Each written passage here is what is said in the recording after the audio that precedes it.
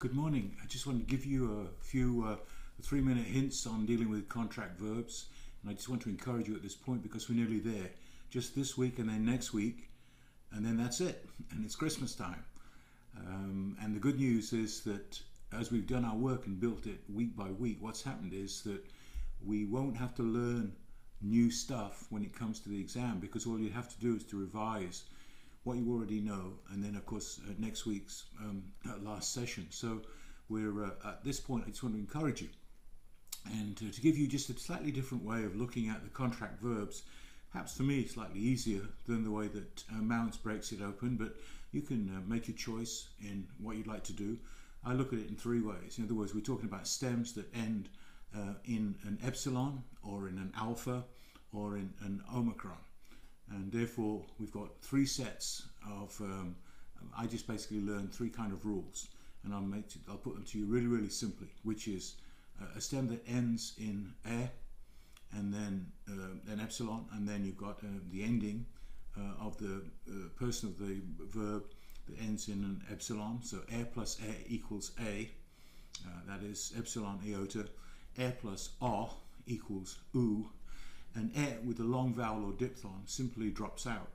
And if you look at it, for example, in a straightforward verb like phileo, which you will see in the way that we do it in uncontracted form, which I've just said, but in the lexicon you'll see it as philo. Phileo basically is very similar to the paradigm that we've learned with luo, or verb like luo, except for the first person plural and second person plural, which basically instead of omen it's going to be umen, air plus r equals u, and then likewise in the second person plural, air plus air equals eta, so you've got the first two rules there. It's as simple as that when it comes down to it, from using eo. And then I'm just going to move on and give you the others, which is the stem that ends in alpha, plus r sound, either omega, omicron, or the diphthong oo contracts to omega. A plus air sound, whether it's eta or whether it's epsilon, contracts to a, and a plus any combination that has an iota in it comes down to alpha with an iota subscript. And then likewise in the same way with r vowels, the stem ends in omicron, which is omicron, r plus long vowel equals o in contraction, r plus any kind of oo equals any kind of short vowel, or oo equals oo, and then r plus contraction, with a iota subscript contracts to oo. So r plus long vowel equals o, r plus short vowel or oo equals oo, and r plus any combination that has iota in it is basically oi.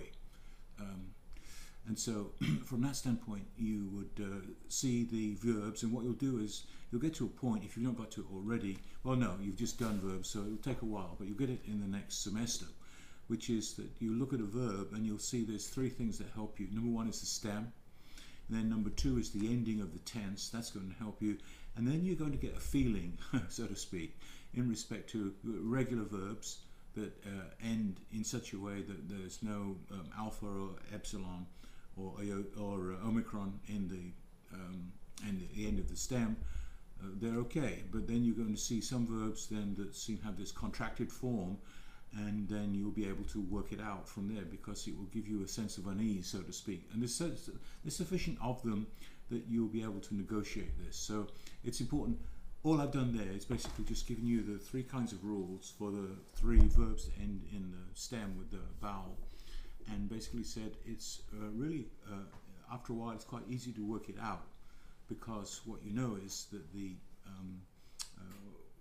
stem and the ending of the tense will determine what's going on in respect to what you're looking for, and then you'll get that sense of recognizing that, especially in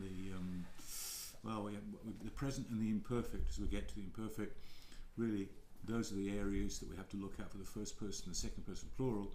But the rest of it, when it's in other tenses, we'll see that basically the vowel is just simply elongated to an eta with alpha and epsilon, and then to an omega when it comes to Omicron. So that's it. All right. Wishing you well. Take care.